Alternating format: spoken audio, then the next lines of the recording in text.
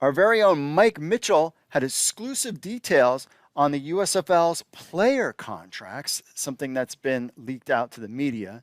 So this is interesting because not only does the USFL contract have the details, and we'll break those down for you in a second, but with the spring leagues, there's some provisions in there about the CFL and the XFL coming in 2023. So what we know so far, the four of the W's about the USFL, the who, what, when, where, why, etc. What we know so far, we know that the season will begin April 16th, and it will take place from between mid-April to early July in Birmingham, Alabama. We know that. We know about the opener, New Jersey Generals, Stallions, simulcast on Fox and NBC. Huge. We know about the broadcast deal with FS1, USA Network, Peacock streaming services will have a lot of these games. We know the coaches. We know the cities. We know the history. We have the selection meeting taking place at the end of the month. We all know that. But what we don't know is what the player contracts are kind of looking like. So according to Mike Mitchell, the league will whittle down its 3,000 plus player database to about 500 come draft time. The USFL regular season roster will field 38 active players plus 7 players on each team's practice squad. We talked earlier about the incentive for the league with the Strayer at university and the tuition type stuff, which is really great. So counting the regular season practice squads, there'll be about 360 players under contract with the USFL when the regular season starts. However, there would be some flexibility regarding roster sizes during training camps. The early word is that teams could have as many as 60 to 65 players per roster to start camps before cuts occur during the season. So they'll probably have a lot more. They'll get to put these guys in for a little bit, and then they'll have some cuts just like normal stuff too. Now, over the last several weeks, information about the USFL's pay structure, roster configuration, player allocation system was slowly becoming public knowledge, but now there's some significant details because Mike Mitchell got his hands on the USFL player contract handbook. Some interesting things: player compensation. Minicamp, training camp will get $600 per week. Regular season / active roster will get $4,500 per week. Payable no less frequently than in biweekly installments. $45,000 for the regular season. That's 10 games. Regular season non-active roster will get $1,500 per week. Regular season roster, $4,500 per week if active on game day. Win bonus, $850 per win for players on the active or practice roster on game day. Practice squad guys can get some stuff. Championship game bonus, not the $1 million game the XFL had in 2021. No, $10,000 to each player on the active roster for the winning teams. Players on the practice squad, reserve, suspended list do not receive the win bonus. Maximum possible salary, $75,750 for an active player throughout the entire season, counting camps, weeks, and if undefeated through the championship. So if you're on the active roster, your team goes undefeated, and you win the championship game, you could make $75,000. Now people are like, meh. But remember, this is a 10-week season, 12 weeks total. There's 52 weeks in a year. Some people make $75,000 working the full year. But looking at the salaries, you're talking 40 to 50 grand a year. And again, as much as people are like, I can't believe that, this is for 12 weeks of work-ish versus a full year. So we need to keep that perspective in place. Contract length. USFL player contracts begin when they sign and end under 3 specific provisions. If a player is not selected in the draft, it ends. When the player is cut, and on December 31st, 2022, that's when the end of their contract starts. Now, the USFL has an option year. Each player contract also comes with the USFL option to extend it for an additional year from January 1st, 2023 through December 31st, to December 31st, 2023. The player must agree to this extension upon signing their initial contract. The player will be notified by the USFL's desire to extend by April 30th, 2022. By extending the player, they will receive health insurance throughout 2023, which is fantastic. The option is not guaranteed of employment for the following season. So essentially, each player that signs a contract with the USFL must agree to the extension. So if the USFL comes in year 2 and they say, hey, we're picking up your option, if you signed a contract with the USFL, you can't say, nah, I'm going to go with the XFL instead. You are stuck, per se, in the USFL. However, it is fantastic that there will be health insurance coverage for those guys through the next year. So that is a definite perk. So what is this going to mean when we get this draft? Who's going to stay with the USFL? Who's not? The XFL really needs to have some type of announcement, something for players to chew their teeth on before they kind of sign a contract with the USFL. Now, the group will have their health insurance plan will cover players. The details per the USFL handbook will be distributed by the league to its players during training camp. If players are injured performing, we all know that. Compensation claim is made in the state of Alabama. That's a whole thing. And people don't realize like how hard it is. Remember Oliver Luck specifically talking about the difficulties of dealing with workers' compensation stuff when it comes to all these different states. That's why you want to have everything in a hub. Then everything is just in the state of Alabama, and you can deal with everything in one state rather than having to deal with all these different states and all their policies. Now, the USFL non-compete clause, that's really one of the interesting things Mike focuses on. Once a player is signed and plays with the USFL, they are locked in for a full season through the USFL championship game. Clearly, that's the way it should be. After the season ends in the summer, they can sign with a team in the NFL only, provided they notify the USFL and provide a copy of the contract. So, hey, I got a tryout with the NFL. They want me on their roster. Here's the contract. Then the USFL will let you go. So as a practical matter, the NFL and its teams will require USFL players to release players from their contract before working out or signing a player.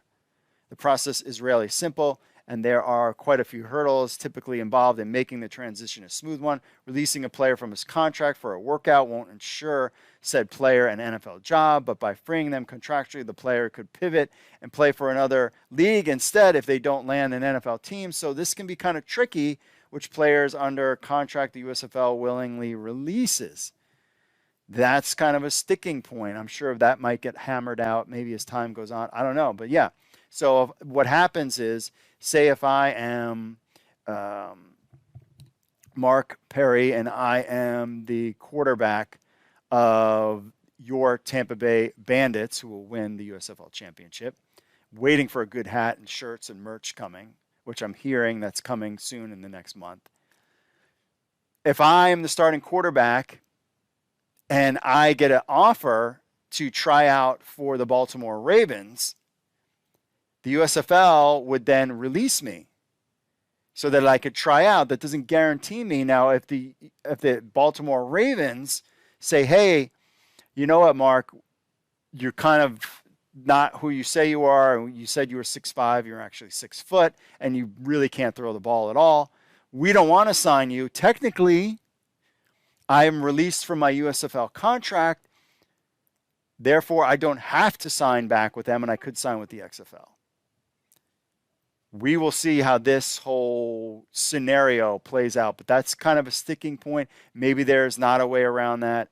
Just something to keep in mind on the rare occasion that that particularly might happen. I assume there's probably a good faith to be like, hey, you'll come back to the USFL for that one season, but who knows? Who knows how this stuff goes? Other than the NFL, contracted players will not be allowed to sign or play with any other league while under contract with the USFL. That means leagues like the CFL, XFL, and any other potential competing spring football entities are off limits. Fan control football, let's throw that one in there too. Sources close to the league suggest that USFL coaches will also have a similar clause in their contracts to prevent them from leaving after the 2022 season to be with the CFL, XFL, or any other non-NFL league. Once upon a time, the Alliance of American Football had a similar preemptive strike to attempt to lock in their players for 3-year deals before the XFL could arrive on the scene. The XFL never had to go down that path in the 2.0 era. All signs are pointing that this could be an issue in the 3.0 era for the XFL. And guys who sign, this is going to be a really interesting month, my friends. That's all I can tell you that. Player housing. Minicamp, training camp, housing and meals will be provided for all players, either through housing or housing stipend meals or meals expense allowance. Regular season players will need to find their own means of housing. Discounted housing at hotels designated by the USFL will be made available at the rate of $150 per night. Incidental hotel charges such as room service, Wi-Fi, movies incur are solely the player's responsibility. I see with that. Many players and agencies who have received this contract and player handbook information from the USFL hope the league amends this. That has been a sticking point for the players because that's $150 per night. Let's do the math. Clearly, you're going to share that room with another player. So say if it's even $75, that's a night. And if you're making regular season non-active roster and you're making $1,500, you do the math, or you're making $4,500 per week with taxes and having to pay for your hotel, that could be an issue. The cost of the league designated housing at select hotels for players during the season will be approximately $4,500 per month or 1 week's pay. Clarification is still needed from the league on whether that is per room or per person. The latter option would enable players to split the housing costs potentially in half. I mean, these are big guys. I don't think they'd be sharing beds and put 4 of them in there. The educational plan, we went over that, partnered with the University of Strayer and Capella University, which is a nice thing. The education plan can be very beneficial for players who qualify. Player conduct rules and restrictions, drug testing. The USFL has several standard league policies in place for their contracted players. Some of the notable regulation: if a player has an existing marketing, endorsement, sponsorship, or licensing agreement in place, they or their agencies must disclose those to the league at the time they sign their contract. The USFL has a comprehensive drug policy, which includes both substance abuse and performance-enhancing drugs. Every player assigned to an USFL is individual name, image, and likeness rights for the merchandising, endorsements, promotion, practice, event, game footage. Every player is obligated to stand during the national anthem per the player handbook. That was, we all know about that thing. Final thoughts from our man Mike Mitchell. Notwithstanding the USFL not covering the housing costs for 360 of their players during the season, which would cost the league millions of dollars if they exercise that practice from late March into July, you have to ponder whether or not the UFL is dealing with Birmingham, whether the league had promised the city added hotel business during the coming spring, is playing a role in why they are not covering that expense for the players. After all, business guarantees were part of the deal to convince Birmingham to become a hub site and effectively act as a launching point for the league. Who knows if these guys decide to go rent houses or not use the hotel system. The significant factor in the USFL's long-term growth is Birmingham. Fox Sports found a willing and some would argue a desperate partner. I don't know if they were desperate. That's what Mike says, to help them showcase their league prospective team owners and sponsors. Ultimately, that's the USFL's goal in 2022, build up a strong TV product that helps sell their league to buyers who can help shoulder the heavy financial burdens that pro football leagues incur. Call it the MLS model, if you choose. We've heard that before. And it's no accident the USFL chose the specific market names they did. After all, since the league and its teams are not playing in their actual cities in year one of its launch, one could surmise why not just name 2 of your cities, San Antonio and St. Louis, the 2 most successful non-NFL pro league sites in the last few years, which is a lot of people have been asking. The answer is simple. The USFL has what they feel are prospective buyers lined up for the city names they choose. Several sources have indicated that Birmingham, Houston, and New Jersey might be the first teams in the league to secure ownership groups. The league is willing to stay in Birmingham as long as they have until all franchises are sold. If that means 3 teams moving into their markets in 2023 while the other teams remain in Birmingham for the foreseeable future, the USFL will keep pushing along. So that's the idea, is to showcase these teams and then have them move to the markets only if they have an owner in place. That makes sense. As for the player salaries, all things being equal, notwithstanding players being on their own when it comes to housing, the average USFL salary is a respectable one for a first-year league. The win bonus system is terrific, and it's something adopted from the original XFL and then passed on the last iteration of the XFL. Player motivation has never been an issue in these types of leagues, but the added incentive gets the teams to play harder and rewards them for success. Playing for football on a major network is a huge selling point for these players who will play in the USFL, many of whom will players who have participated in the Spring League and others who have been on the outskirts of the NFL hoping for a chance. The USFL's salary-based and option year structure is a sound business decision, of course, with the XFL on the horizon. The USFL plans to skew towards younger and experienced pro athletes rather than bringing in veterans, those guys are accustomed to 6-figure salaries. That would make sense. To the end, the USFL is designs on signing young cornerbacks with name recognition in football circles. To accomplish that, the USFL may have to borrow another page of the XFL playbook and sign quarterbacks to contracts above the league's salary. Something to consider as well, unless they give them part of the stuff when it comes to merch.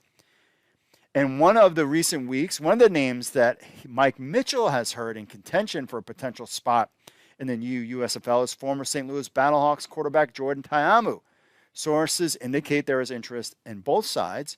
As always is the case, it will all come down to money, compensation. So Jordan Ta'amu could be part of the USFL, my friends. What do you think about that? 4 of the XFL's quarterbacks in 2020 are currently on NFL rosters: Heineke, Johnson, P.J. Walker, Tyree Jackson. Ta'amu was one of the first XFL players to jump to the NFL, starring in the league. We all know what happened to him. It's bouncing around all over in the NFL. This will give him a chance to shine. The USFL could be a perfect match for Ta'amu and vice versa. Another quarterback who piqued interest is former Ole Miss star Chad Kelly, and the young signal caller and former Colts draft pick is the type of player that would be a perfect fit in the USFL. Not only he's a young quarterback, but getting an opportunity to play. Chad Kelly, of course, his uncle, Hall of Fame Jim Kelly, once dominated the United States Football League with the Houston Gamblers before starring with the Buffalo Bills. So there you have it. Mike Mitchell breaking it all down. Jordan Ta'amu's name is out there. All of the player compensation is out there. The hotel accommodations are out there. How much you're going to get for food.